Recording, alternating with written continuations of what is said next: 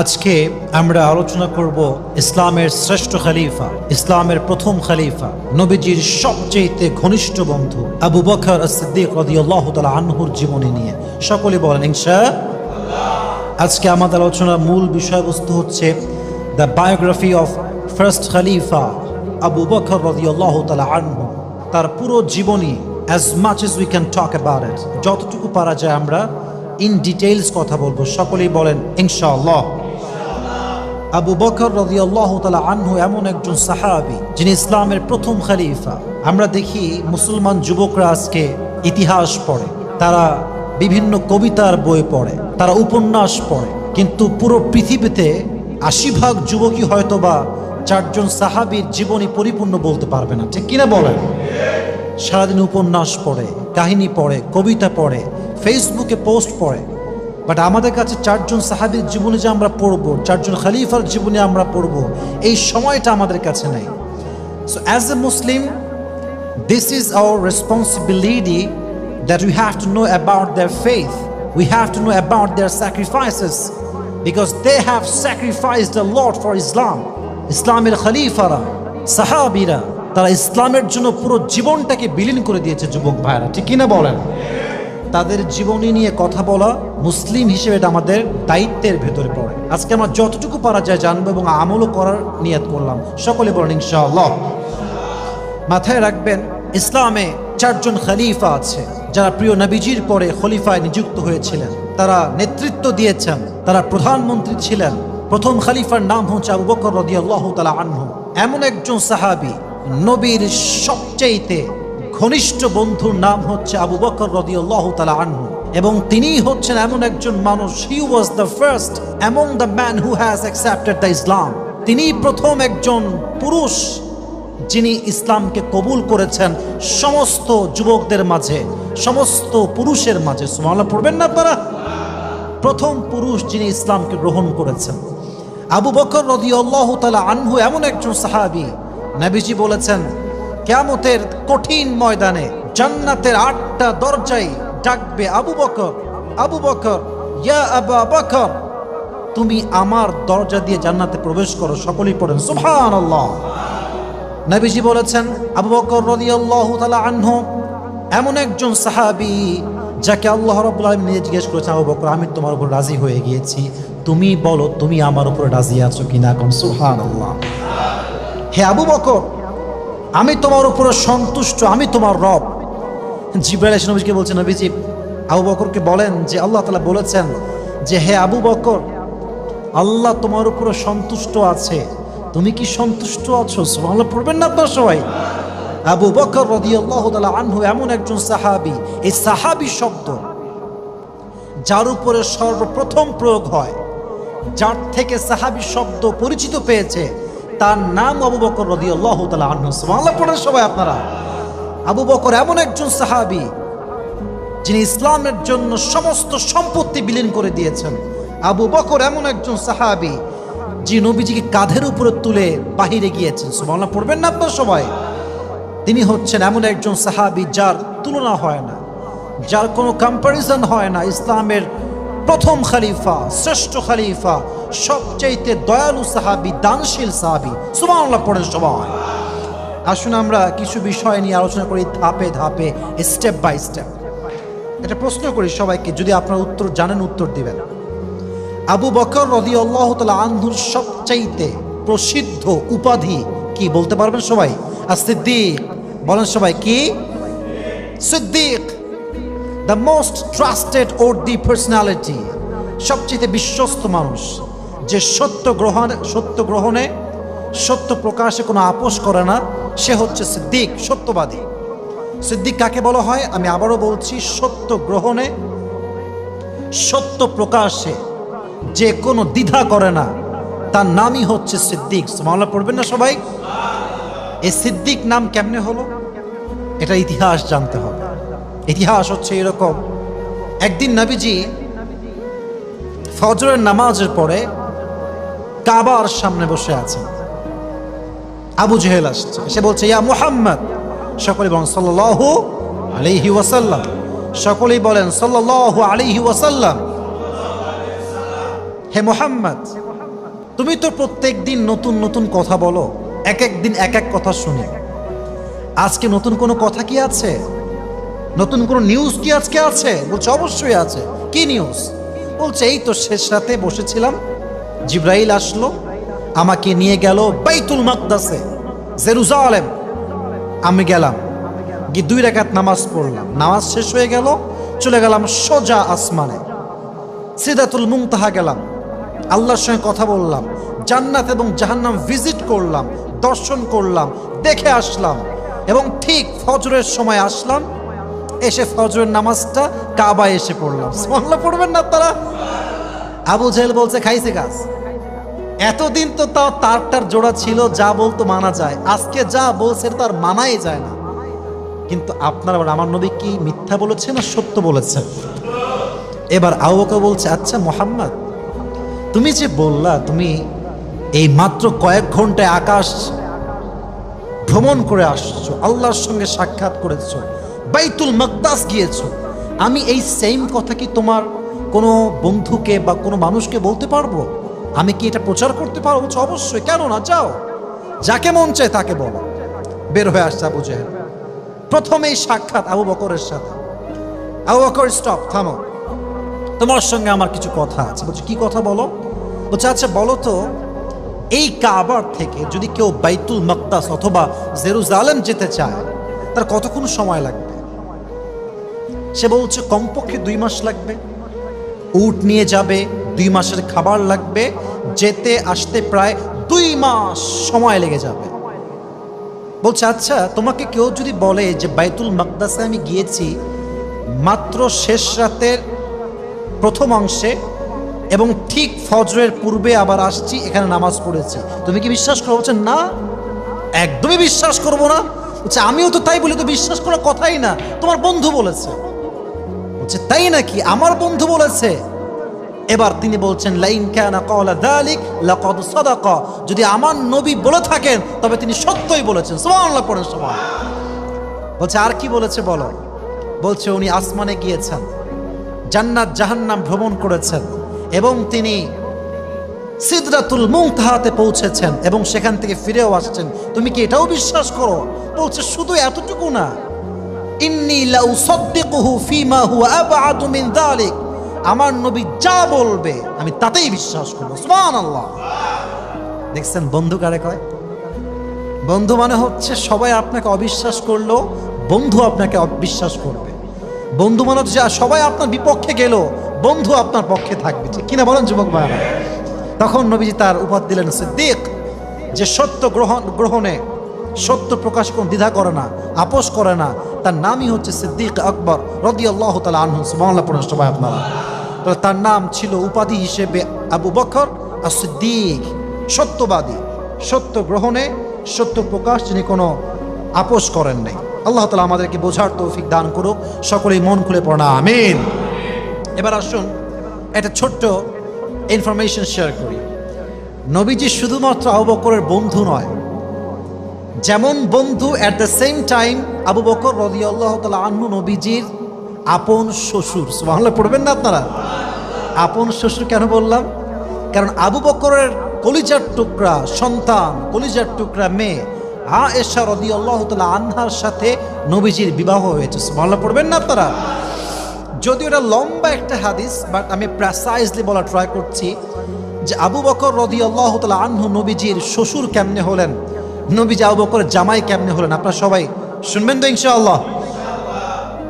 খুব মনোযোগ দিয়ে শুনবেন। হাদিসটা আমি শুরু করছি। নবীজি একদিন ঘুমিয়ে আছেন, শেষ রাতের সময় নবীজি স্বপ্নে দেখলেন উনি হাঁটছেন রাস্তার মাঝখান দিয়ে, দূরে একজন সুন্দরী নারী চুপচাপ বসে আছে, তার মুখে একটা ঘোমটা দেওয়া লাল শাড়ির ঘোমটা। নবীজি কাছে গেলেন সেই নারী, দেখলেন নবীজি চোখের সামনে সেই মেয়েটা ঘোমটা দিয়ে বসে আছে, আর তার পাশে জিব্রাইল দাঁড়িয়ে আছে। নবীজি বলছেন ইয়া জিব্রাইল মান হিয়াল মারআ, এই নারীটা কে, এই মেয়েটা কে? বলছে নবী হ্যাঁ আপনি খোলেন, আপনি দেখেন নবীজি এই মেয়েটা আসলে কে। ঘোমটা উঠিয়েছেন, বলছেন আরে হ্যাঁ হি আয়েশা, এটা তো আয়েশা।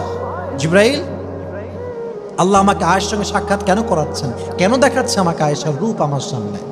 এবার জিবরাইল বলছে, ইয়া রাসূলুল্লাহ, ইয়া হাবিবাল্লাহ, আল্লাহ তাআলা আপনার ব্যাপারে চায় যে আপনি আয়েশাকে স্ত্রী করে আপনার ঘরে বধূ করে নিয়ে যান। সুবহানাল্লাহ পড়বেন না আপনারা? দেখার সঙ্গে সঙ্গে ঘুম ভেঙে গিয়েছে, চিন্তা করছে প্রস্তাব দিব কেমনে। আবু বকর তো আমার বন্ধু লাগে, বন্ধুর সঙ্গে বন্ধুর মেয়ের বিয়ে হয় না। সেই সময় একটা বড় ক্রাইম ছিল যে বন্ধু হয়ে বন্ধুর মেয়েকে বিয়ে করবে, এটা কোনো সিস্টেম হয়? এটা কোনো ওয়ে থাকে নাকি? এইটা ছিল আরবের প্রথা। নবীজি টেনশনে আছেন, বিয়ের প্রস্তাব কেমনে দিবেন।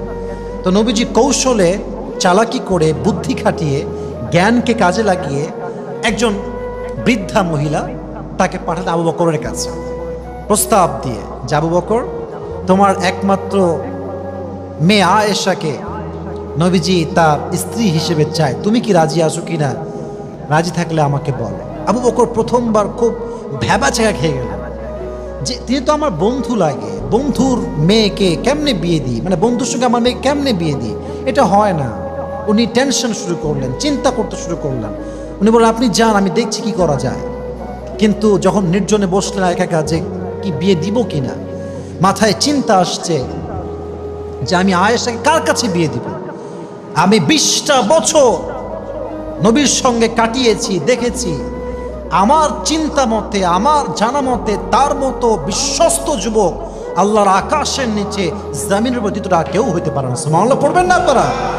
তার মানে আমার নবীর মতো বিশ্বস্ত যুবক, আমার নবীর মতো অসাধারণ যুবক, আমার নবীর মতো সত্যবাদী যুবক, আমার নবীর মতো একজন আশ্বস্ত মানুষ আল্লাহর আকাশের নিচে জমিনের উপরে দ্বিতীয়টার কেউ হতে পারে? আহমদ বড় বিশ্বস্ত, সে কোন বন্ধু বলো বড় বিশ্বস্ত, কার কাছে মন খুলে দেয়া যায়, কার কাছে প্রাণ খুলে বলা যায়, হওয়া যায় বেশি আশ্বস্ত। ঠিক কিনা বলেন যুবক ভাইরা? আমার নবীর মতো বিশ্বস্ত যুবক, নবীর মতো একটা বিশ্বাসের জায়গা আর কারো কাছে কোনো কিছু হতে পারে? উনি বললেন, ইয়েস, আমি রাজি আছি, আমার আর কোনো আপত্তি নাই, আমি বিয়ে দিয়ে দেব। বিয়ে হয়ে গেল। তো এই বিয়ে নিয়ে কাফেরদের মাঝে, নাস্তিকদের মাঝে কথার কোনো শেষ নেই। কারণ নবীজির এই বিয়েটা হয়েছিল তখন যখন আয়েশার বয়স ছিল মাত্র 6 বছর। যুবক ভাইরা বলেন সবাই, কয় বছর? এখন নাস্তিকরা বলে আমার প্রিয় নবী নাকি নারী লোভী ছিলেন, তাই তিনি আয়েশাকে সুন্দরী পেয়ে অল্প বয়সে, অর্থাৎ এমন অবস্থায় যেটাকে আমরা বলি বাল্য বিবাহ, তাই তিনি বিয়ে করেছেন নারীর লোভ পেয়ে। নাউজুবিল্লাহ পড়বেন না আপনারা? আস্তাগফিরুল্লাহ, এমন কখনো সম্ভব হতে পারে না। আমার কথা হচ্ছে এইটা, আমার নবীর মতো চরিত্রবান যুবক আল্লাহর জমিনে আর কেউ হতে পারে না। ঠিক কিনা বলেন? ওয়া ইন্নাকা লাআলা খুলুকিন আযীম, O my prophet, indeed and verily you are an amazing level of character। আপনার মতো চরিত্রবান যুবক আর কেউ হতে পারে? সবচেয়ে সুমহান চরিত্রের অধিকারী হচ্ছে আমার প্রিয় নবীজি। তো বিয়ে কেন করেছেন? জবাব হচ্ছে 3টা। বলেন সবাই, জবাব কয়টা? 3টা। আমি আওয়াজ পাইনি, বলেন সবাই কয়টা? যদি কোনো কাফের বলা যায়, মুসলমান, তোর নবী তো ছোট্ট একজন মেয়েকে 6 বছর বয়সে বিয়ে করেছে, তোর নবীর তো চরিত্র খারাপ, আগেই বলেন নাউজুবিল্লাহ। আপনি জবাব দিবেন, এক, নবী যে আয়েশাকে বিয়ে করেছেন এটা নিজে বিয়ে করেন নাই, বরং স্বপ্নের মাধ্যমে জিব্রাইলকে দিয়ে আমার প্রিয় নবীকে ওহী দিয়েছে একজন। আওয়াজ দিয়ে বলেন তো তিনি কে? তার মানে আমার নবীজি বিয়ে করেছেন নিজের স্বার্থে নয়, বরং আদেশ দিয়েছে একজন, তিনি কে? 2 নাম্বার কারণ হচ্ছে আবু বকর রাদিয়াল্লাহু তাআলা আনহু একজন ইসলামের খলিফা ছিলেন, তিনি পরবর্তী সময়ে খলিফা হয়েছেন, ইসলামের একজন বীর মুজাহিদ ছিলেন। তো বন্ধুর সঙ্গে যদি বন্ধুর সম্পর্ক সুন্দর হয় আর 2 জন যদি ইসলামের জন্য আত্মীয়তার সম্পর্কে জড়িয়ে কাজ করে ইসলামের জন্য, গতি কি কমবে না বাড়বে যুবক ভাইরা? গতি আরো বেড়ে যাবে। আল্লাহ তাআলা ইসলামের স্বার্থে 2 জনের বন্ধুত্বকে একদম আত্মীয়তার সম্পর্কে বেঁধে দিয়েছে। সুবহানাল্লাহ পড়বেন না আপনারা? 3 নাম্বার কারণ, এটা আরো সুন্দর একটা কারণ, এটা আমি বড় অবাক হয়ে জানার পরে। আম্মা জান আয়েশা রাদিয়াল্লাহু তাআলা আনহা দুনিয়াতে যত নারী আছে, চাই সে নবীজির স্ত্রী হোক, কোনো সাহাবীর স্ত্রী হোক, কিংবা কোনো আল্লাহ ওয়ালির স্ত্রী হোক, সবচাইতে জ্ঞানী যিনি ছিলেন নারীদের মাঝে এবং মেধাবী, জ্ঞানী এবং মেধাবী, তিনিই হচ্ছেন আয়েশা রাদিয়াল্লাহু তাআলা আনহা। সুবহানাল্লাহ পড়বেন না? হাদিসে আসছে, যখন সাহাবা একরাম কোনো প্রশ্নের উত্তর জানতেন না, যখন কোনো মাসলার সমাধান করতে পারতেন না, তখন তারা আয়েশার কাছে আসতেন, বলতেন, হে আম্মা জান আয়েশা, এই মাসলার সমাধান কি হবে, এটা জবাব কি হবে? উনি সব জবাব দিয়ে দিতেন এবং এই মেধাটা তাকে দিয়েছে একজন, তিনি কে? এতটা মেধা তার ছিল, প্রত্যেকটা মাসলা, প্রত্যেকটা সমাধান তিনি দিতেন। সুবহানাল্লাহ পড়ে সবাই। তাহলে বোঝা গেল নবীজি আয়েশাকে বিয়ে করেছেন অল্প বয়সের, কারণ নবীজি নারী লোভী নয়, নবীকে এটার আদেশ দিয়েছে একজন। আওয়াজ দিয়ে বলেন তো তিনি কে? তাহলে আমরা জানতে পারলাম আবু বকর রাদিয়াল্লাহু তাআলা আনহু শুধুমাত্র নবীজির বন্ধু নয়, এট আ টাইমে তিনি তার বন্ধুও ছিলেন, আবার তিনি তার শ্বশুরও ছিলেন। সুবহানাল্লাহ পড়বেন না আপনারা সবাই? এবার আসুন আমরা জানবো আবু বকর রাদিয়াল্লাহু তাআলা আনহুর দানের হাত কত বড় ছিল। একটা হাদিস বলবো, আগেই বলেন সুবহানাল্লাহ। দানের হাত কত বড়! তাবুকের যুদ্ধের সময় আসে, নবীজি বলেন, এই সাহাবা একরাম সবাই দিকে আসো। সবাই আসছে। ইয়া রাসূলুল্লাহ কি হয়েছে? নবীজি বললেন, যুদ্ধ আসছে সামনে, তোমরা সবাই আল্লাহর রাস্তায় খরচ করো, যে যত পারো খরচ করো। ওসমান গনি রাদিয়াল্লাহু তাআলা আনহু একা 10,000 সৈন্যের ব্যবস্থা করলেন এবং তাদের খাওয়া দাওয়া, থাকার জায়গা, তাদের যে অস্ত্র লাগবে সমস্ত সরঞ্জাম আনলেন, এত বেশি ব্যবস্থা করলেন। আল্লাহু আকবার। নবীজি বলেন, ওসমান, মা আলা ওসমান ইল্লা ইয়ামালা বাদা, ওসমান যদি আজকের এই দানের পরে কোনো আমলও না করে, আজকের এই দানটা তার জন্য জান্নাতে যাওয়ার ওসিলা হয়ে যাবে। কোন সুবহানাল্লাহ। সে এত দান করেছে, আল্লাহর হাবিব বলছেন, সে যদি আজকের পরে কোনো ভালো কাজ না করে, সে যদি আর কোনো দানও না করে, আজকের দান তাই কনফার্ম জান্নাতি বানিয়ে দিয়েছে। সুবহানাল্লাহ পড়ে সবাই। এবার ওমরে ফারুক ভাবতেছে, এই তো সুযোগ, সারা জীবন আবু বকর আমার চেয়ে বেশি দান করছে, আজকে আবু বকর খুব গরিব, অবস্থা খুবই খারাপ, আজকে আমি দান করব বেশি, আমি হয়ে যাব টপ লেভেলে 1 নাম্বার, আবু বকর র্যাঙ্ক হবে 2 নাম্বার। এবার ওমর গিয়েছে বাসাতে, গিয়ে তার সমস্ত সম্পত্তি এক জায়গায় করেছে। এদিকে তাকান, পুরো সম্পত্তি এক জায়গায় করেছে, অর্ধেক ডানে অর্ধেক বামে, পুরো সম্পত্তির অর্ধেক নিয়ে আস নবীর কাছে রেখে দিয়েছে, বিশাল বড় স্তূপ হয়ে আছে। আবু বকর আসছে, সামান্য কয়েক টাকা নিয়ে আসছে। ওমরেরটা এত উঁচু, আবু বকরেরটা এত নিচু।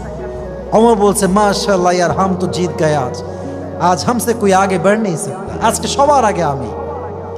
আল্লাহু আকবার। নবীর চরিত্র, নবীর মেধা, নবীর জ্ঞান, নবীর উপরে কোরবান হয়ে যায় আমরা। কি সুন্দর মেধা তার, কি সুন্দর বুদ্ধি তার, কি সুন্দর জ্ঞান তার, বলেন সুবহানাল্লাহ। প্রশ্ন হবে কেমন? দেখেন, প্রশ্ন হবে এমন যে কে কতটুকু নিয়ে আসছে। The question should be like this. এটাই প্রশ্ন যে কে কতটুকু নিয়ে আসছো বলো। নবীজি পরিপূর্ণ প্রশ্নই চেঞ্জ করে ফেললেন। নবীজি বললেন, সাহাবা একরাম শোনো, তোমাদের সম্পত্তি কে কতটুকু আনছো এটা হিসাব হবে না, আগে বলো মা তারাকতা লি আহলিক, তোমাদের বংশের জন্য তোমরা কি রেখে আসছো। তো বলছে, ইয়া ওমর, মা তারাকতা লি আহলিক, তুমি তোমার বংশের জন্য কি রেখে আসছো বলো, পরিবারের জন্য কি রেখে আসছো বলো। নবীজি প্রশ্নের পরে ওমর বুঝে গেছে আজকে আমার খাওয়া হবে না।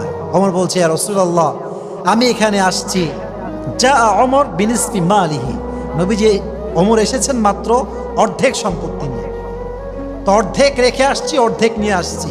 ও আচ্ছা আচ্ছা, ওকে ফাইন, কুল, ওকে। ইয়া আবু বকর, মা তারাকতা লি আহলিক, মা খাল্লাফতা, what you have left for your family, তুমি তোমার পরিবারের জন্য কি রেখে আসছো। আবু বকর বলছে, ইয়া রাসূলুল্লাহ, ইয়া হাবিবাল্লাহ, তারাকতুল্লাহ ওয়া রাসূলা, আমি আমার ঘরে কিচ্ছু রাখি নাই, একমাত্র আল্লাহ এবং তার রসুলকে বাদে আমি আমার ঘরের সমস্ত সুতাও নিয়ে চলে আসছি। সুবহানাল্লাহ পড়ে সবাই।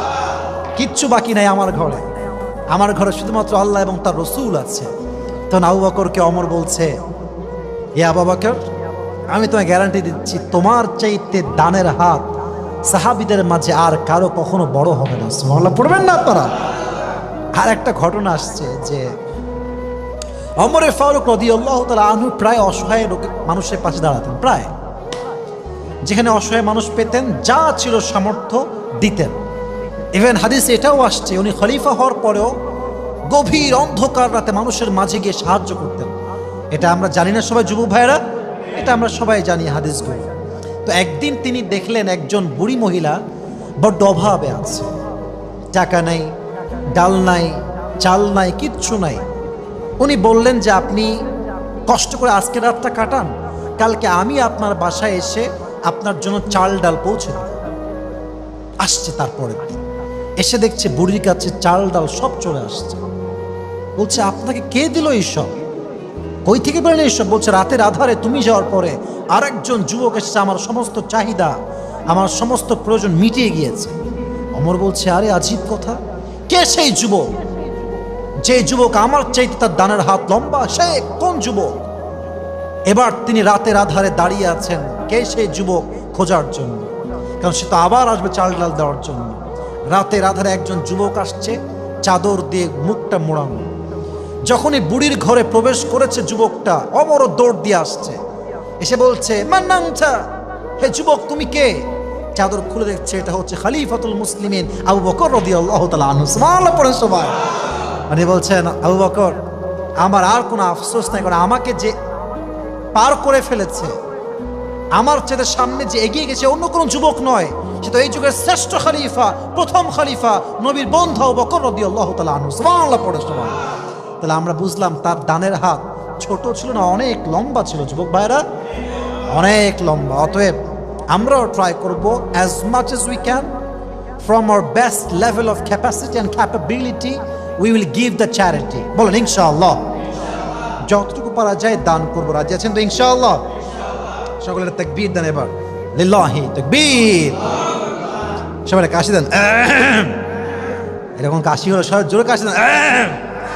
এবার তাকবীর দেন, লিল্লাহি তাকবীর। আচ্ছা বলেন তো, নবী যখন হিজরত করেন মক্কা টু মদিনা, হিজরতের সাথী কে ছিল? কে বলতে পারে? সবাই বলেন দেখি। আবু বকর রাদিয়াল্লাহু তাআলা আনহু। সাথী কে ছিলেন বলেন সবাই যুবক ভাইরা? আবু বকর রাদিয়াল্লাহু তাআলা আনহু, উনি ছিলেন হিজরতের সাথী। কেমনে?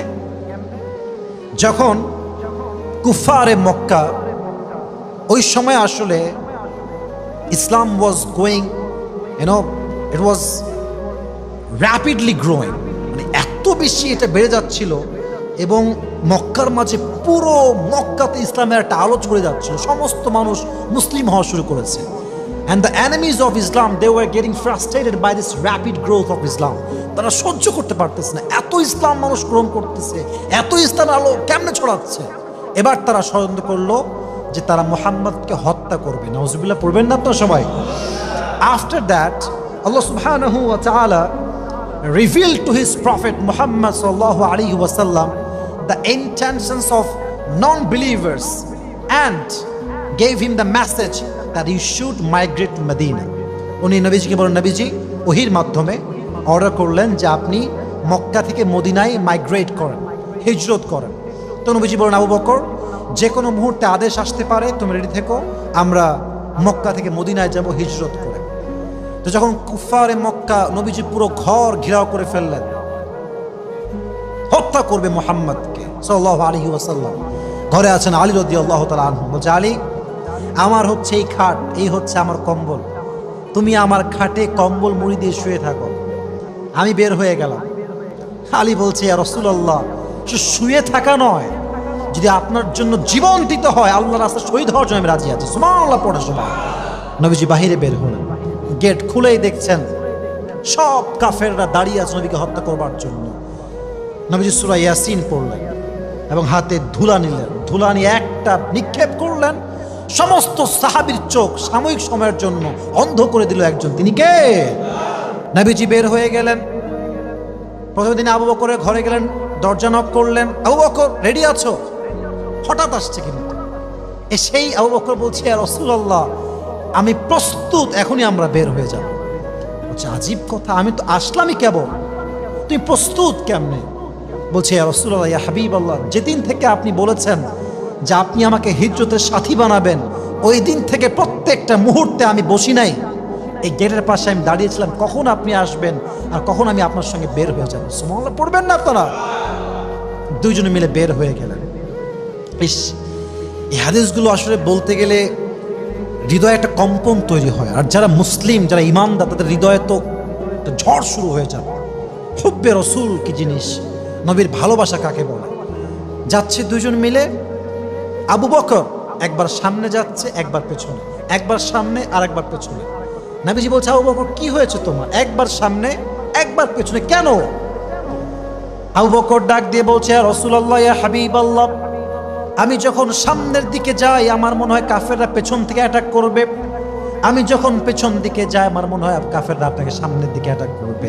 আমি একবার সামনে যাই, একবার পেছনে যাই, আমার মনে শান্তি নাই। নবীজি বলছে, আবু বকর, তোমার যে ইসলামের জন্য এত ভালোবাসা, নবীর এত ভালোবাসা, তোমার সংবাদ তুমি শুনে নাও, আল্লাহ তোমার জন্য জান্নাতকে ফরজ করে দিয়েছে। কোন সুবহানাল্লাহ। চলো সামনে দিয়ে, কোনো ভয় নাই। লা তাহজান ইন্নাল্লাহা মা'ানা। খুব ফেমাস একটা আয়াত এই ঘটনার ক্ষেত্রে। যখন তারা গুহায় প্রবেশ করবেন, আবু বকর বলছে, নবীজি আপনি একটু থামেন, আমি একটু চেক করি যে গুহাটা ঠিকঠাক আছে কিনা, যাওয়া যাবে কিনা, প্রবেশ করা যাবে কিনা। তো গুহায় যাওয়ার পর দেখলেন যে গুহাটা ঠিকঠাক আছে, বাট গুহায় দুইটা ছিদ্র ছিল। বলেন কয়টা ছিদ্র? দুইটা, ফুটা আর কি, বাহির থেকে সাপ বিচ্ছু আসতে পারবে। তা আবু বকর কি করলেন, প্রথম গুহাটা পাগড়ি খুললেন, পাগড়ি খুলে জট বেঁধে পেঁচায় গুহাটা ঢাকলেন, যেন কোনো কিছু অ্যাটাক করতে না পারে, প্রবেশ করতে না পারে। এবং দ্বিতীয় গুহাতে কি দেবেন, কোনো কাপড় আর নেই, এমনি জামা পরে আছেন। নবীজি আসলেন, আবু বকরের কি ভালোবাসা, হোয়াট এ লাভ ম্যান। বলছে, নবী হে, আপনি আমার কোলে শুয়ে যান, আমি আমার দুই পা বিছিয়ে দিলাম। তো পা দিয়েছে কোন দিকে, গুহার যে ফুটা আছে ওখানে পা দিয়ে রেখে দিয়েছে। এমন ভাবে পা দিয়েছে, নবী করিম সাল্লাল্লাহু আলাইহি ওয়াসাল্লাম ঘুমিয়ে আছেন, এট দ্য সেম টাইম সাপ আসছে। সাপ প্রথম গুহায় আসছে, দেখছে গুহার মুখ বন্ধ। সে দ্বিতীয় গুহায় আসছে, এসে দেখছে দ্বিতীয় গুহাতে মানুষের পা রাখা আছে। সে সঙ্গে সঙ্গে এসে পায়ের একদম গোস্তের উপর ছোবল দিয়েছে। প্রথম ছোবলে আবু বকরের গা শিউরে উঠেছে, বাট সে লড়তেছে না, কারণ নড়ে গেলেই তো নবীজির ঘুম ভেঙে যাবে। বাট ছাপটা কন্টিনিউয়াসলি স্টেপ বাই স্টেপ ছোবল দিতেই আছে। আর এমন ছোবল দিয়েছে, বিষের যন্ত্রণায় আবু বকরের চেহারা, শরীর লাল হয়ে গেছে, বাট কোনো আওয়াজ করছে না। আওয়াজ করলে নবীজির ঘুম ভেঙে যাবে। হঠাৎ করে এতটা যন্ত্রণা, দুই চোখের পানি ঝরে ঝরে পড়ছে, এক ফোঁটা আবার নবীর কপালে পড়েছে। কপালে পড়ার সাথে সাথেই নবীর ঘুম ভেঙে গেছে। তো দেখেন, যদি এই কারেন্টের এই যে বক্স বাজতেছে কারেন্টের মাধ্যমে, যদি এখানে কারেন্ট থাকে আর আপনি জানেন যে এখানে ধরলেই কারেন্ট লাগবে, আপনি হুজুর হুজুর হুজুর কারেন্ট কারেন্ট কারেন্ট কারেন্ট, এটা আপনি বলবেন, এটা হওয়া উচিত।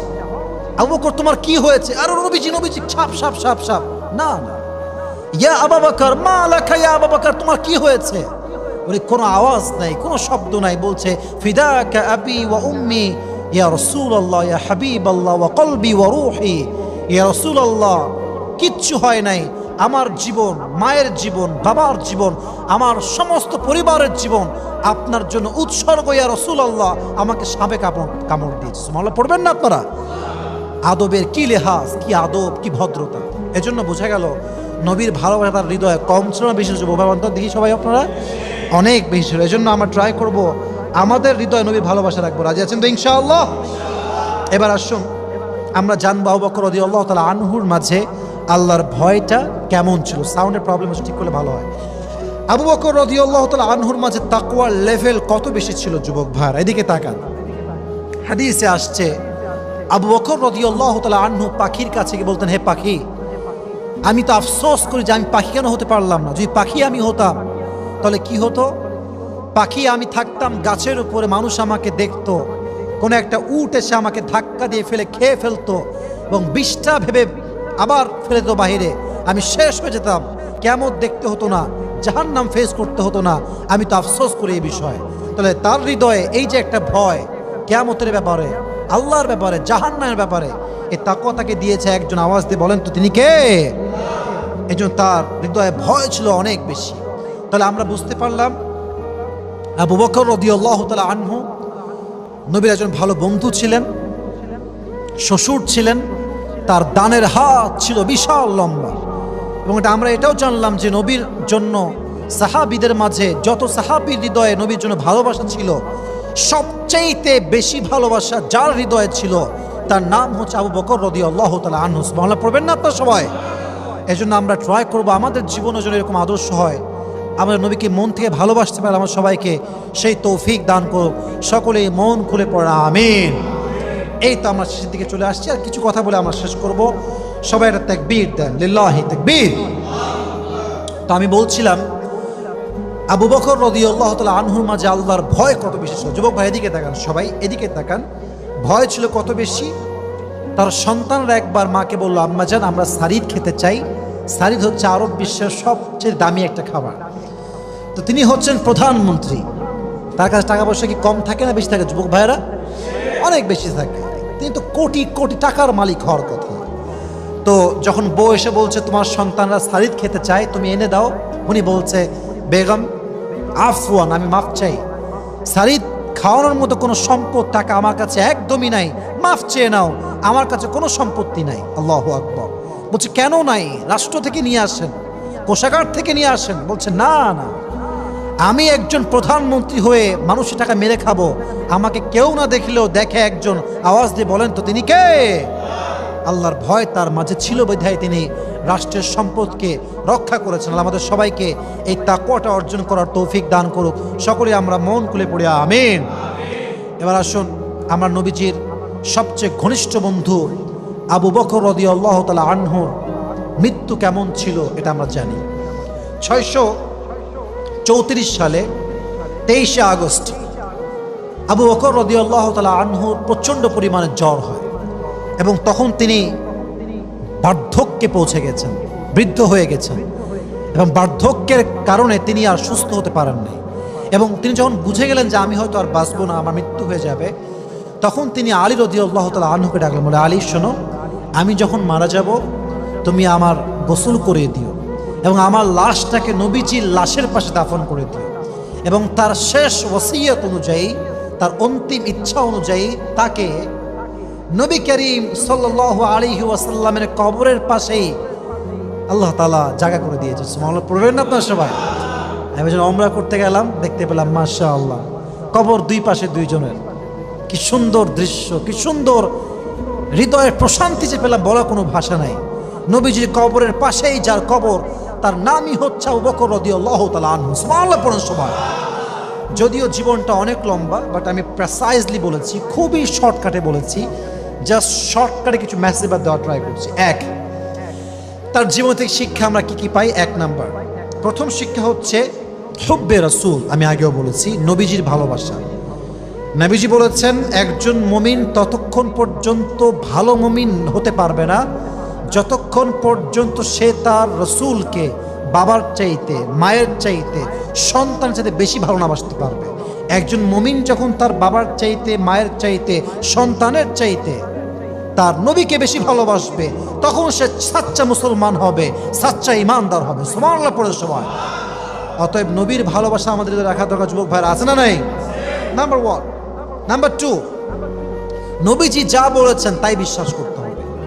কোরআনে আল্লাহ তাআলা বলেছেন ওয়ামা আতাকুমুর রাসূলু ফাখুযুহু ওয়ামা নাহাকুম আনহু ফান্তাহু। নবীজি যা বলেছে তাই তোমরা মানো, নবীজি যা না করেছেন তা তোমরা করতে যেও না, তাহলে তোমাদের জীবনটাকে সুখময় করে দিবে একজন, তিনি কে? Whatever he brings with, take it. Whatever he abstain, whatever he forbids, abstain from it. যা ধরতে বলেছে তা ধরো, যা ছাড়তে বলেছে ছাড়ো, তোমাদের জীবনটাকে সুখময় করে দিবে কে? অতএব বোঝা গেল নবীর কথায় কোনো লজিক খোঁজা যাবে না। কেন বলেছে, কেন বললো, আমি মানবো না, এটা আমার সঙ্গে যায় না, না না, নবী যা বলেছে সেটাই আমরা বিশ্বাস করবো। ঠিক কিনা বলেন? যখন আবু জেহেল বলল তোমার বন্ধু তো বলছে বাইতুল মাকদাস গিয়েছে, জান্নাত জাহান্নাম ভিজিট করেছে, আল্লাহর সঙ্গে সাক্ষাৎ করেছে, সিদরাতুল মুনতাহায় পৌঁছে গিয়েছে, তোমার মন্তব্য এই বিষয়ে কি বলো? সে বলছে আমার নবী বলে থাকলে আমার নবী সত্য বলেছে, এটাই প্রমাণ যে সাচ্চা মুসলমান, সাচ্চা ইমানদার নবীর কথায় সন্দেহ পোষণ করতে পারে না। ঠিক কিনা বলেন? 2 নাম্বার। 3 নাম্বার, আল্লাহ তাআলার দ্বীনের জন্য স্যাক্রিফাইস করার মন মানসিকতা থাকতে হবে। দ্বীনের জন্য কাজ করলে বাধা আসবে, অভাব আসবে, জুলুম সহ্য করতে হবে, কষ্ট সহ্য করতে হবে, বাট আমার সমস্ত সম্পত্তি আল্লাহর দ্বীনের জন্য বিলীন হবে, বাট আমার ইমানটা বিলীন হবে না। ঠিক কিনা বলেন? উনি ওনার সমস্ত সম্পত্তি আল্লাহর দ্বীনের জন্য বিলীন করে দিয়েছে, কারণ তার হৃদয়ে দ্বীনের জন্য, ইসলামের জন্য ভালোবাসা ছিল কি ছিল না যুবক ভাইরা?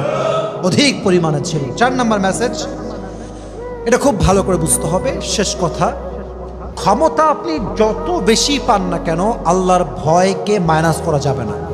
তাকওয়া যতক্ষণ পর্যন্ত আপনার হৃদয়ে আছে, দুনিয়ার সম্পত্তি, লোভ, লালসা, ক্ষমতা আপনাকে গ্রাস করতে পারবে না। এটার প্রমাণ আবু বকর রাদিয়াল্লাহু তাআলা আনহুর কাছে সন্তানরা সারিদ খেতে চাইল, উনি খাওয়াতে পারেন না। কেন? টাকা তো কোটি কোটি আছে তার ব্যাংকে, কিংবা ব্যাংক বলতে সেই সময়ের রাষ্ট্রের কোষাগারে, উনি চাইলে আনতে পারতেন, কেন আনেন নাই? আল্লাহর ভয়, তাকওয়া তাকে সমস্ত অন্যায় থেকে বাঁচিয়েছে। সুবহানাল্লাহ পড়বেন না আপনারা সবাই? অতএব আমাদের হৃদয়ে নবীর ভালোবাসা থাকবে, হুব্বে রাসূল থাকবে, ইসলামের জন্য স্যাক্রিফাইস করার মেন্টালিটি থাকবে, দ্বীনের জন্য নিজেকে বিলীন করার মনোমাইন্ড থাকতে হবে। পাশাপাশি অবশ্যই সত্য গ্রহণে কিংবা সত্য প্রকাশে কোনো আপোষ করা যাবে না। এবং সর্বশেষ, অবশ্যই যে কোনো মুহূর্তে, যে কোনো অবস্থায় হৃদয়ে ভয় থাকবে এক সত্তার। আওয়াজ দিয়ে বলেন তো তিনি কে? আল্লাহ আমাদের সবাইকে আবু বকর রাদিয়াল্লাহু তাআলা আনহুর জীবনী থেকে প্রত্যেকটা শিক্ষা অনুযায়ী আমল করার তৌফিক দান করুক। সকলে আমরা মন খুলে পড়ি আমিন।